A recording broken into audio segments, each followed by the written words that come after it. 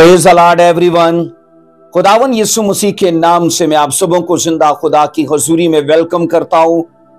अजीजों, मैं शुक्रगुजार हूं अपने जिंदा खुदा के लिए जिन्होंने मुझे यह मौका बख्शा आप सबों के साथ इस वीडियो की वसीले से बाइबल की बाबरकत बातें शेयर करूं।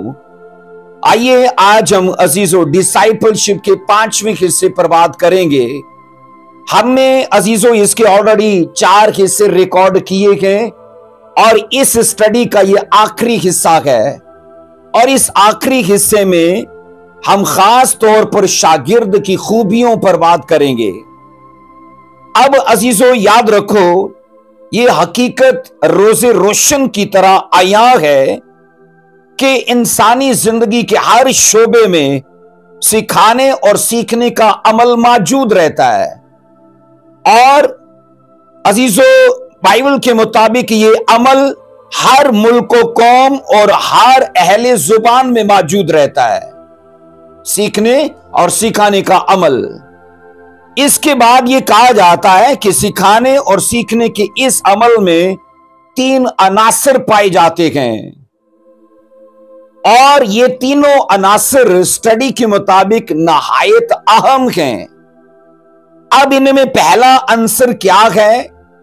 पहला आंसर या पहला पॉइंट अजीजों उस्ताद है, और दूसरा आंसर या दूसरा पॉइंट इसमें शागिर्द है, और तीसरा आंसर या तीसरा पॉइंट इसमें सिखाना या फिर सीखना।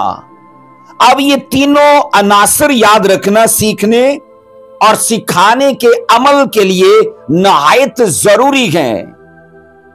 उस्ताद उस वक्त तक अजीजों सिखा नहीं सकता जब तक वो खुद ना सीखे।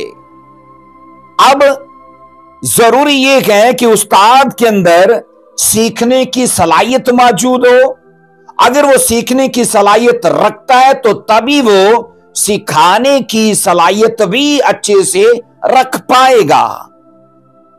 ऐसे उस्ताद को अजीजों कामयाब उस्ताद कहा जाता है जो इन दोनों बातों को संजीदगी से लेता है। अब दोनों बातें कौन सी हैं? नंबर 1 में है उसका खुद का सीखना, और नंबर 2 का है जो कुछ उसने खुद सीखा है वो दूसरों को सिखाए। तो ऐसा उस्ताद मैंने कहा अपनी फील्ड में कामयाब उस्ताद माना जाता है। इसी तरह सीखने वाले शागिर्द के अंदर भी ये खासियत और ये खूबी होनी चाहिए कि जनाब वो खुद भी सीखने वाला हो। अगर शागिर्द आज सीखेगा तो वो कल सिखाने वाला बनेगा। सो डिसाइपलशिप के इस 5वें हिस्से में अजीजों हम कोशिश करेंगे कि शागिर्द की उन खूबियों को बयान किया जाए, उन पर बात की जाए जो उसकी जिंदगी में नहायत जरूरी हैं। अब शागिर्द की पहली खूबी जिसके बारे में अजीजों स्टडी बताती है वो ये होनी चाहिए कि उसके अंदर खिदमत का जज्बा मौजूद होना चाहिए। शागिर्द की सबसे पहली खूबी कि उसके अंदर खिदमत का जज्बा मौजूद होना चाहिए। अब इसके लिए अजीजों जब शागिर्द कहा जाता है तो शागिर्द अगरचे मुज़क्कर लफ्ज है तो भी याद रखना इसमें औरतों को भी और इसमें मर्दों को भी शामिल किया जाता है। शागिर्द मैंने कहा अगरचे मुज़क्कर है तो भी इसमें फीमेल को और मेल दोनों को शामिल किया जाता है।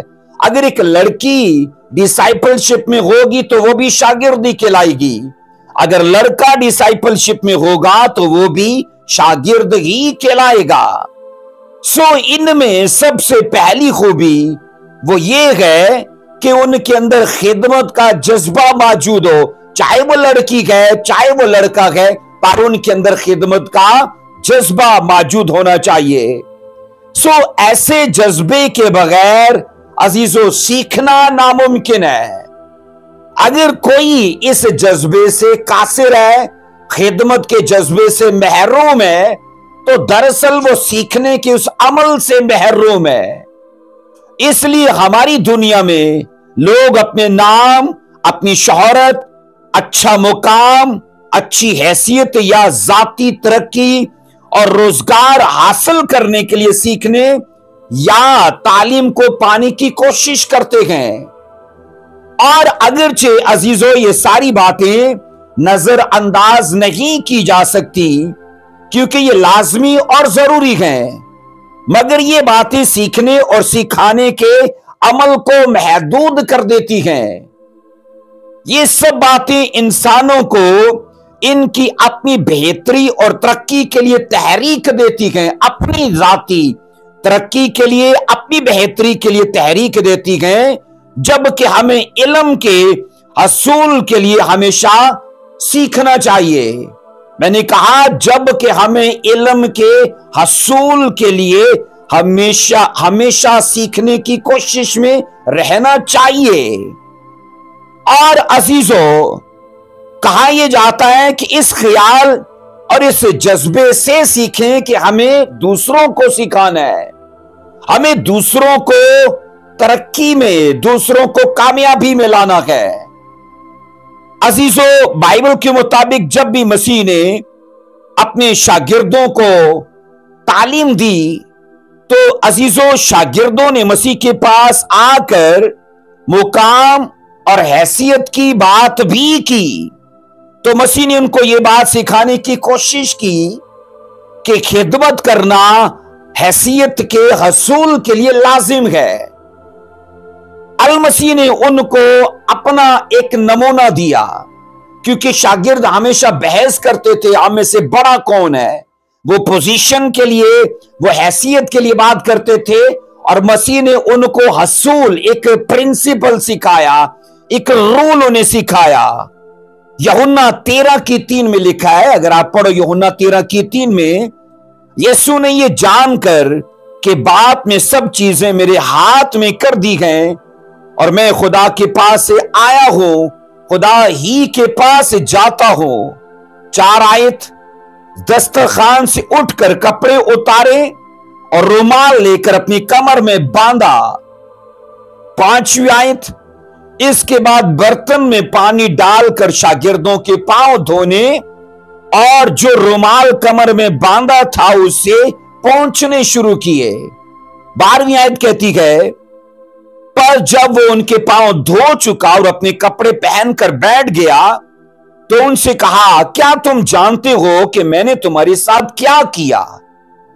14वीं आयत, पर जब मुझ खुदावंद और उस्ताद ने तुम्हारे पांव धोए तो तुम पर भी फर्ज है कि एक दूसरे के पांव धोया करो।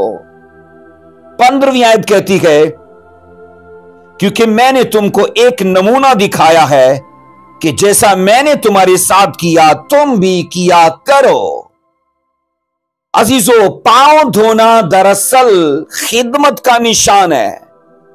मसीह खुदावन ने जो कुछ भी अपने शागिर्दों के साथ किया वो दरअसल अजीजों रूहानी मतलब रखता है और उसमें आने वाली कलीसियाओं के लिए एक जबरदस्त सीख छुपी है।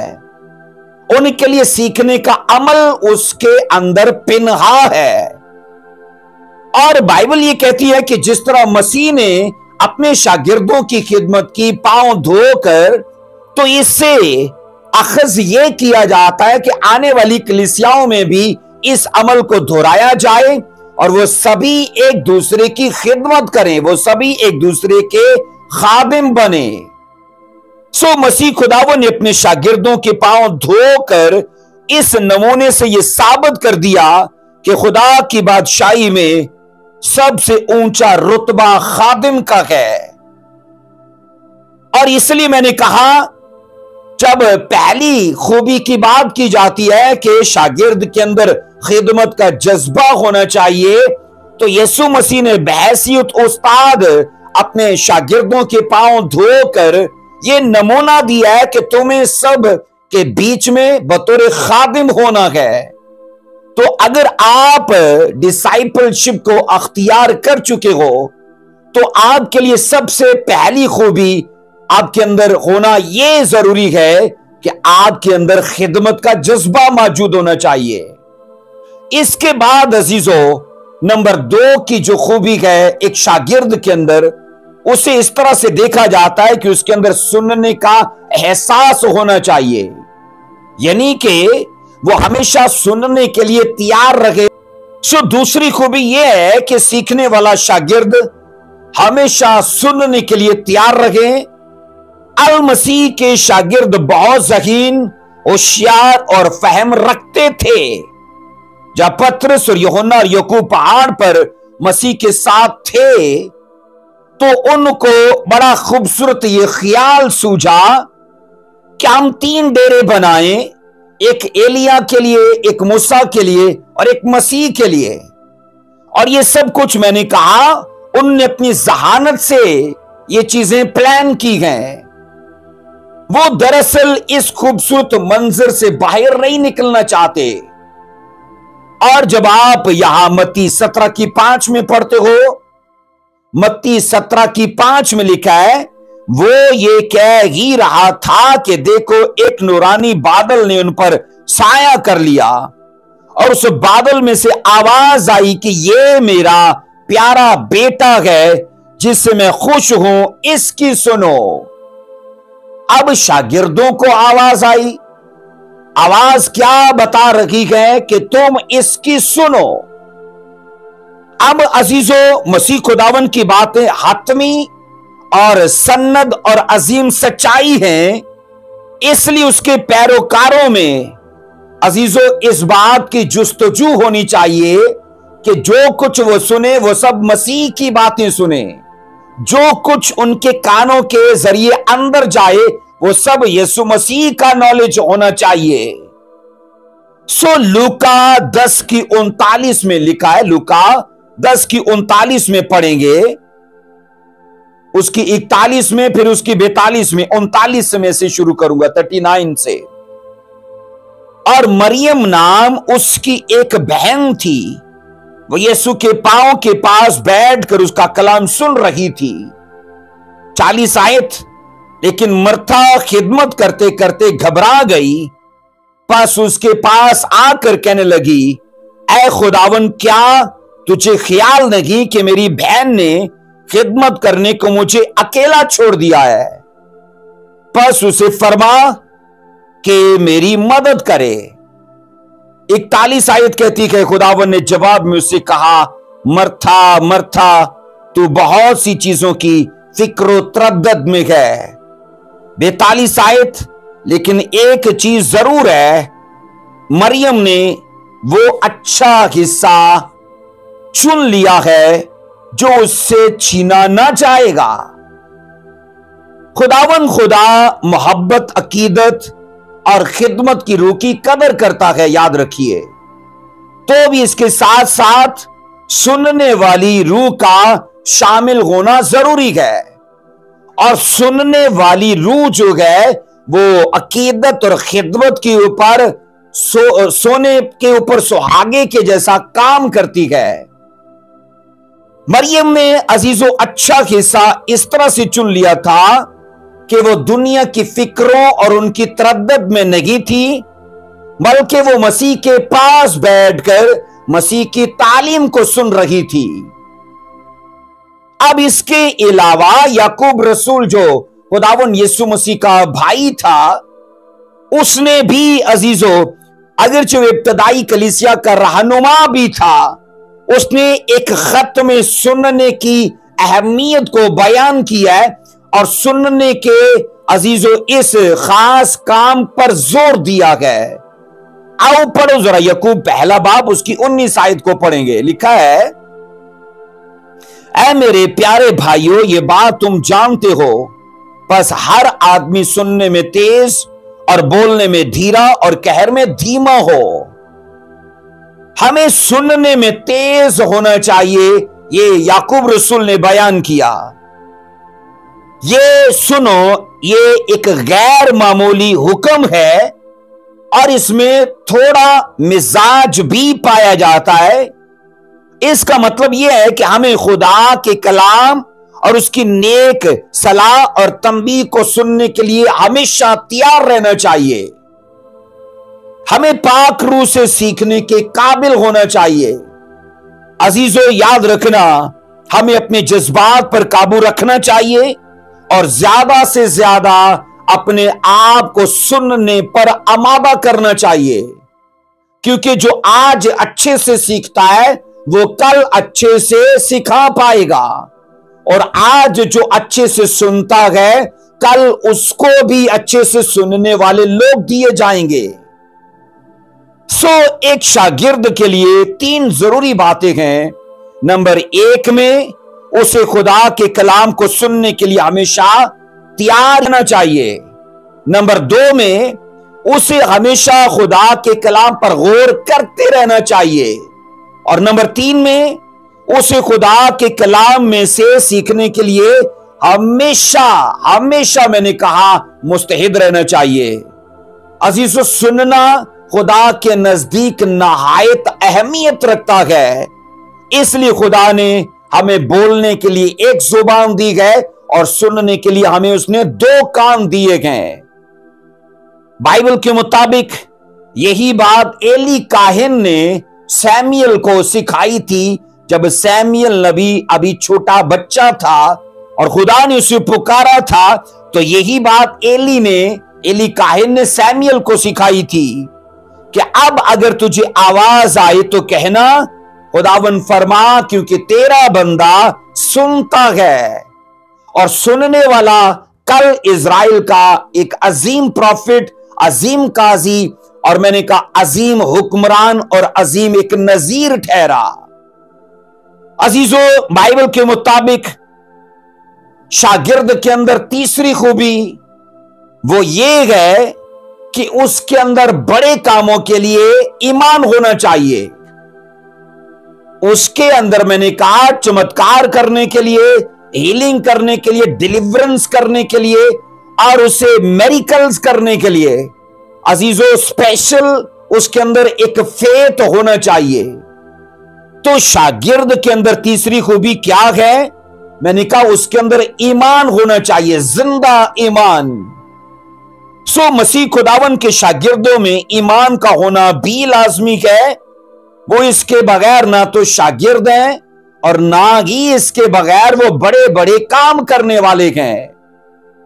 ईमान का मतलब है कि मसीह के शागिर्द उस पर यकीन रखते हैं कि वो खुदावन निजात दहिंदा है और कादर मुतलिक है, यानी हर काम पर उसे कुदरत हासिल है।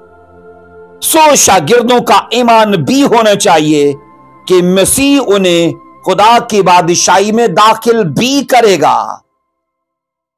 अजीजों, इसके लिए लाजिम है कि वो खुदा के रूह और खुदा के कलाम की कुदरत से अपनी रोजमर्रा की जिंदगी में पाक साफ होते रहें। ऐसे लोगों के लिए लाजिम है कि वह दुनिया के दीगर लोगों से फर्क नजर आए। बाइबल मुकद्दस इसे अजीजों तकदीस का अमल करार देती है, जो नजात के बाद का दूसरा अमल मुकर्रर किया गया है। आइए जरा एक वर्स को पढ़िएगा, मत्ती की इंजील 17 बाब उसकी 14 से 20 आयत तक पढ़ेंगे इसको। और जब वो भीड़ के पास पहुंचे तो एक आदमी उसके पास आया और उसके आगे घुटने टेक कर कहने लगा, ऐ खुदावन मेरे बेटे पर रहम कर, क्योंकि उसको मिर्गी आती है और वो बहुत दुख उठाता है, इसलिए कि अक्सर आग में गिर पड़ता है और अक्सर पानी में भी। 16वीं आयत, और मैं उसको तेरे शागिर्दों के पास लाया था मगर वो उसे अच्छा ना कर सके। 17 आयत में यीशु ने जवाब में कहा, ऐ बेइत्तेकाद और कजरो नस्ल, कब तक तुम्हारे साथ रहूंगा, कब तक तुम्हारी बर्दाश्त करूंगा, उसे यहां मेरे पास लाओ। और 18वीं वर्ष, यीशु ने उसे झिड़का और बदरू उसमें से निकल गई और वह लड़का उसी घड़ी अच्छा हो गया। 19 आयत, तब शागिर्दों ने यीशु के पास आकर खलवत में कहा, हम इसको क्यों ना निकाल सके। और 20 आयत, उसने उनसे कहा, अपने ईमान की कमी के सबब से, क्योंकि मैं तुमसे कहता हूं कि अगर तुम में राई के दाने के बराबर भी ईमान होगा तो इस पहाड़ से कह सकोगे कि यहां से सिर कर वहां चला जा और वो चला जाएगा और कोई बात तुम्हारे लिए नामुमकिन ना होगी। सो कलीसिया, ये सभी लोग मसीह खुदावन के शागिर्द तो बन चुके थे, लेकिन अभी भी उनमें चमत्कार करने, डिलीवरेंस करने, हीलिंग करने की कमी थी। इसी वजह से वो उस मिर्गी की रूह से अजीजों जकड़े हुए उस नौजवान को डिलीवर न कर पाए। और अजीजों, इस बच्चे की बीमारी अगरचे बहुत अफसोसनाक थी, वो इस बीमारी की वजह से बहुत दुख उठा रहा था, तो भी बाइबल कहती है उस लड़के का बाप यीशु मसीह के शागिर्दों के पास अगरचे उम्मीद लेकर गया, लेकिन मायूस हुआ, क्योंकि बतेरी दुआ करने के बावजूद भी उसे चंगा ना कर पाए। और उसने आकर मसीह से कहा, मैं इसे तेरे शागिर्दों के पास लाया, पर वो उसे अच्छा ना कर सके। और बाद में यीशु मसीह के शागिर्द यीशु मसीह से दरियाफ्त करते, हम इसे अच्छा क्यों ना कर सके? तो यीशु मसीह ने उस नुक्ते पर उनकी तवज्जो दिलाई जिस पर उन्हें काम करना था, और यीशु ने कहा, तुम इसे अपने ईमान की कमी के सबब से ना निकाल सके। मसीह खुदावन ने उनसे वाज़िया कहा था, तुम्हारा ईमान कमजोर है, तुम अगर चमत्कार करना चाहते हो तो तुम्हें बड़े लेवल का फेथ हासिल करना होगा। अजीजों, जिनको खुदा के फजल के वसाइल हासिल हों और वो फिर भी बेतकाद और कमजोर और बेईमान नजर आए, तो ये उनके हक में शर्म की बात है। यीशु मसीह के साथ रहने के बावजूद, मुर्दों को जिंदा होते देखने के बावजूद, कोड़ियों को पाक साफ होते देखने के बावजूद शागिर्दों में ईमान की कमी थी, और ये उनके लिए शर्म की बात थी। तो मैंने कहा अजीजों, बाइबल के मुताबिक सच्चे शागिर्दों के अंदर सबसे पहली खूबी उनके अंदर खिदमत का जज्बा होना चाहिए। नंबर 2 की खूबी उनके अंदर सुनने का एहसास होना चाहिए। और नंबर 3 की खूबी यह है बाइबल के मुताबिक अजीजों कि उनके अंदर ईमान बहुतात से होना चाहिए। इसके बाद नंबर 4 में अजीजों जो चौथी खूबी है एक शागिर्द के अंदर, जिसके मैंने कहा अजीजों एक शागिर्द के अंदर चौथी खूबी जो होनी चाहिए वो ये है, चौथी खूबी कि उसे अपनी कमजोरियों का इल्म होना चाहिए। शागिर्द अपनी कमजोरियों से मैंने कहा नावाकिफ ना हो, उसे समझ होनी चाहिए कि मैं अपनी जिंदगी के किन हिस्सों में कमजोर हूं। शागिर्द के लिए अजीजों ये एक लाजमी सिफ्त करार दी जाती है कि उसे अपनी कमजोरियों का, अपने नकास का और फिर समाजी अपनी बुरी आदत का पूरे तौर पर इल्म होना चाहिए, उसे इसका शाऊर हासिल होना चाहिए। अब इसका फायदा यह होता है कि इससे यह बात जानने में मदद मिलती है कि वो किस तरह से इन कमजोरियों को दूर कर सकता है। अब बाइबल के मुताबिक मुकद्दस पालुस रसूल को इस बात का इल्म हो जाता है कि वो खुदा के फजल ही से बच सकता है और अपनी कमजोरियों पर खुदा के फजल ही के वसीले से गालिब आ सकता है। तभी उसने खुदा से दुआ की थी कि मुझे मेरी इस कमजोरी से छुटकारा दे, मुझे इस पर गलबा अता कर। अजीजों, उसने कहा मुझे इस पर गलबा अता कर। तो दूसरा कुरिन्थियों 12वां बाब उसकी 9 आयत में उसे खुदा की तरफ से एक जवाब मिलता है। इसमें यूं लिखा है, मगर उसने मुझसे कहा मेरा फजल तेरे लिए काफी है, क्योंकि मेरी कुदरत कमजोरी में पूरी होती है। पास मैं बड़ी खुशी से अपनी कमजोरी पर फख्र करूंगा ताकि मसीह की कुदरत मुझ पर छाई रहे। बाइबल के स्कॉलर्स के मुताबिक जिस कमजोरी को दूर करने के लिए रसूल ने खुदा पर भरोसा रखा और फिर खुदा से दुआ की, अजीजों खुद खुदा ने पालूस की उस कमजोरी को पर्दे में रखा है और उसकी वजाहत नहीं की। इसके पीछे भी खुदा का कोई गहरा मकसद है। पालूस ने जब अपनी कमजोरी से वाकफियत हासिल की तो मैंने कहा उसने खुदा से छुटकारा हासिल करने के लिए अपनी कमजोरी पर गलबा पाने के लिए दुआ की। अब इससे मतलब यह है कि वो अपनी कमजोरी से आशना हो चुका था। तो आज के भी जितने शागिर्द हैं उन्हें अजीजों बाइबल ये उनके ऊपर फर्ज मुकर्रर करती है कि जहां जहां वो कमजोर हैं, जहां जहां उनकी जिंदगी में नुक्स पाए जाते हैं, जहां जहां उनकी बुरी आदत हैं, उनसे अजीजों उनको वाकफियत हासिल होनी चाहिए ताकि कम से कम उस पर गलबा पा सकें। मसीह खुदावन ने इसके बारे में खुद फरमाया मत्ती 26:41 में, जागो और दुआ करो ताकि आजमाइश में ना पड़ो। रूह तो मुस्तहिद है मगर जिस्म कमजोर है। अब जिस्म में किसी भी कमजोरी का इम्कान बाकी रहता है, क्योंकि लिखा है रूह तो मुस्तहिद है, तैयार है, मजबूत है, पर जब जिस्म की बात आती है तो जिस्म के अंदर अजीजों कमजोरी का अंदेशा और इम्कान मौजूद रहता है।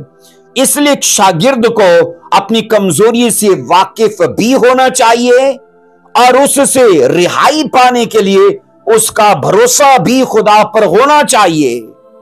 सो एक सच्चे शागिर्द को अपनी किसी भी किस्म की कमजोरी के लिए फिक्रमंद नहीं होना चाहिए, बल्कि उसे इस बात को जहन नशीन रखना चाहिए। और वो बात क्या है? मत्ती 11:29 में लिखा है, मेरा जुआ अपने ऊपर उठा लो और मुझसे सीखो क्योंकि मैं हलीम हूं और दिल का फरोतन, तो तुम्हारी जानें आराम पाएंगी। अब यीशु मसीह का यह वादा है कि मेरा जुआ अपने ऊपर उठा लो।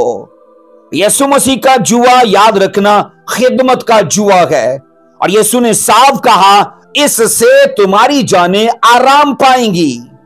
तो अजीजों, हम अपनी कमजोरियों, अपनी नादानियों, अपनी जिंदगी के तमाम नकायस से अजीजों छुटकारा पा सकते हैं इस वादे को लेके कि जीसस ने कहा तुम्हारी जानें आराम पाएंगी। तो हम अपनी जिंदगी में यीशु मसीह पर भरोसा रखने और उससे दुआ करने के वसीले से आराम, सुख, चैन हासिल कर सकते हैं। इसके बाद एक नई हेडिंग है जो मैं आपको देना चाहता हूं, शागिर्दियत का अजर। अजीजों, शागिर्दियत का अजर ये इस स्टडी की आखिरी हेडिंग है। और यहां अजीजों मैं बताना चाहता हूं वो लोग जो मसीह की सच्ची और हकीकी शागिर्दियत को अपना लेते हैं, वो इसके लिए बहुत सी चीजों, बहुत से रिश्तों और बहुत सी ख्वाहिशों को छोड़ने के लिए तैयार होते हैं, क्योंकि वो सेक्रीफाइस करके आते हैं। उन्हें बहुत सी चीजों के लिए कुर्बानी और बलिदान करना पड़ता है। सो अजीजों, ऐसा जो करते हैं उनके बारे में बाइबल कैसे अजर का जिक्र करती है, बाइबल मुकद्दस उनको कैसा अजर देती है, ये एक ऐसा सवाल है जिसे मसीह खुदावन के शागिर्दों ने भी मसीह खुदावन से दोहराया था। मसीह खुदावन से यह सवाल उन्होंने किया था। आइए वो सवाल कहां दर्ज है उसे पढ़ेंगे। मरकस की अंजील 10वां बाब उसकी 28 और उसकी 29 दो वर्सेस को पढ़ेंगे। यहां पर लिखा है, मरकस 10 बाब की 28 और 29 में लिखा है, पतरस उससे कहने लगा, देख हमने सब कुछ छोड़ दिया है और तेरे पीछे हो लिए हैं। 29 आयत, यीशु ने कहा, मैं तुमसे सच कहता हूं कि ऐसा कोई नहीं जिसने घर या भाइयों या बहनों या मां बाप या बच्चों या खेतों को मेरी खातिर और अंजील की खातिर छोड़ दिया हो। 30 आयत कहती है, अब इस जमाने में 100 गुना ना पाए घर और भाई और बहनें और माएं और बच्चे और खेत, मगर जुल्म के साथ और आने वाले आलम में हमेशा की जिंदगी। चूंकि यह एक संजीदा सवाल था, इसलिए मसीह खुदावन ने इसको नजरअंदाज नहीं किया, बल्कि इसका जवाब दिया। और ऐसा शख्स इस आलम में, यीशु ने कहा, 100 गुना हासिल करेगा और आने वाले आलम में हमेशा की जिंदगी पाएगा। मसीह ने इसका जवाब बड़ी तफसील से दिया गया है। अजीजों, मसीह खुदावन के जवाब में एक सच्चे शागिर्द के अजर के 2 पहलुओं को बयान किया गया है। अब अजर का पहला पहलू क्या है? पहला पहलू जमीनी जिंदगी के साथ तल्लक रखता है। मैंने कहा पहला पहलू इस जमीनी जिंदगी के साथ तल्लक रखता है, जबकि दूसरा पहलू जो है आइंदा जहां के साथ तल्लक रखता है, आइंदा आने वाले आलम के साथ, आने वाली दुनिया के साथ वो तल्लक रखता है। आइए जमीनी जिंदगी में अजर की बात करते हैं। अजीजों, नंबर 1 में जमीनी जिंदगी में अजर की माहियत, जिसका मतलब कैफियत या उसकी हकीकत, उसको कैसे बयान किया गया है। बाइबल कहती है उसको 100 गुना फायदे हासिल होंगे। जैसे जिसने जो छोड़ा है उन्हीं हिस्सों पर उसे 100 गुना बढ़ाया जाएगा। इस 100 गुना फायदे का खास कर तल्लुक जो है ना, वो जमीनी जिंदगी के साथ है। और इन जमीनी बरकतों में सबसे पहले नंबर 1 में खानदानी बरकतों को शामिल किया गया है। और मैंने कहा यह एक शागिर्द का अजर है जिसने सैक्रिफाइस किया है, बलिदान किया है, कुर्बान किया है, कुछ छोड़ा है, उसका बाइबल अजर मुकर्रर करती है। और जमीनी बरकतों में सबसे पहले उसे खानदानी बरकतों में शामिल किया गया है। अजीजों, जिसने मसीह के लिए अपने खानदान को छोड़ा है वो खुदा की तरफ से आलमगीर खानदान हासिल करेगा। आलमगीर मतलब पूरी दुनिया के अंदर स्पिरिचुअल लोगों का परिवार वो पाएगा।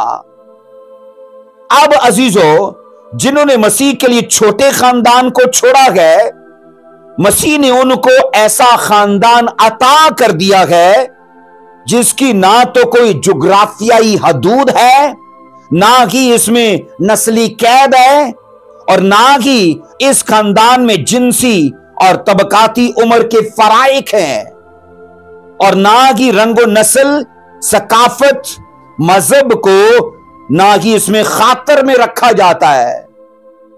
अजीजों, मसीह ने तमाम तरह के फराइक को मिटा दिया है। मसीह ने तमाम तरह की दूरियों को, जुदाइयों को खत्म कर दिया है। आइए एक वर्ष को पढ़ेंगे। गलतियों 3:28 में लिखा है, गलतियों 3:28, ना कोई यहूदी रहा, ना यूनानी, ना कोई गुलाम, ना आजाद, ना कोई मर्द, ना कोई औरत, तुम सब मसीह में एक हो। इससे पता चलता है कि मसीह के शागिर्द कितने बड़े खानदान में शामिल कर दिए जाते हैं। ऐसा खानदान मैंने कहा जिसमें रंगो नस्ल का इम्तियाज नहीं है, जिसकी जुग्राफियाई हदूद नहीं है, जिसमें जिनसी तबकात और उम्र का लिहाज नहीं किया जाता। अजीजों, इन सब का एक होना इनके लिए 100 गुना खानदानी बरकत और बिलखसूस रिश्तों के तल्लुक का इजहार है। और मसीह के इस आलमगीर खानदान में शमूलियत, याद रखना, खून की बुनियादों पर नहीं हासिल की जाती बल्कि ईमान की बुनियादों पर हासिल की जाती है। अजीजों, अजर उनको नहीं मिलता जो अजर पाने के लिए मसीही होते हैं। मैंने कहा अजर उनको नहीं मिलता जो अजर पाने के लिए मसीही होते हैं, क्योंकि अजर ना तो कमाया जा सकता है और ना ही कोई हकीकी तौर पर अजर का मुस्तहिक है। कोई इसके लिए हक नहीं रखता। अजर सिर्फ एक बख्शिश है और यह मसीह की मुकम्मल पैरवी करने वालों को, इस जहां की ऐशो इशरत तरक करने वालों को दिया जाता है। मैंने कहा अजर सिर्फ एक बख्शिश है और यह मसीह की मुकम्मल पैरवी करने वालों को और इस जहां की ऐशो इशरत को तरक करने वालों को दिया जाता है। कलीसिया एक शागिर्द का अजर मुस्तकबिल तक मुलतवी नहीं किया जाता। ये खुदा का मास्टर प्लान है। मैंने कहा एक डिसाइपल का जो अजर है वो मुस्तकबिल तक पोस्टपोन या मुलतवी या इल्तवा में नहीं डाला जाता, बल्कि उसका सिलसिला इखराज इसी जमाने से शुरू हो जाता है। शागिर्दों का अजर सिर्फ जमीन तक ही महदूद नहीं रहता, बल्कि उनके अजर का यह सिलसिला फिर आइंदा आने वाले जहां तक जारी रहता है। आइंदा जहां में हमेशा की जिंदगी देने का खुदा ने उनसे वादा किया है। इस अजर को बका हासिल है और ये गैर फानी और अजीजों ये हकीकी अजर है, ये यकीनी अजर है। अगरचे ये नादीदनी है तो भी ये हकीकी और यकीनी है। और आखिर में इस हमेशा की जिंदगी पर धूप, गर्मी, सर्दी, हादसात, बीमारी, परेशानी, उलझन और फित्री आफात का कुछ असर नहीं होता। अजीजों ये इंतहाई खूबसूरत जिंदगी है और इसमें हर बात के लिए मुकम्मल तहफ़्फ़ुज़ पाया जाता है।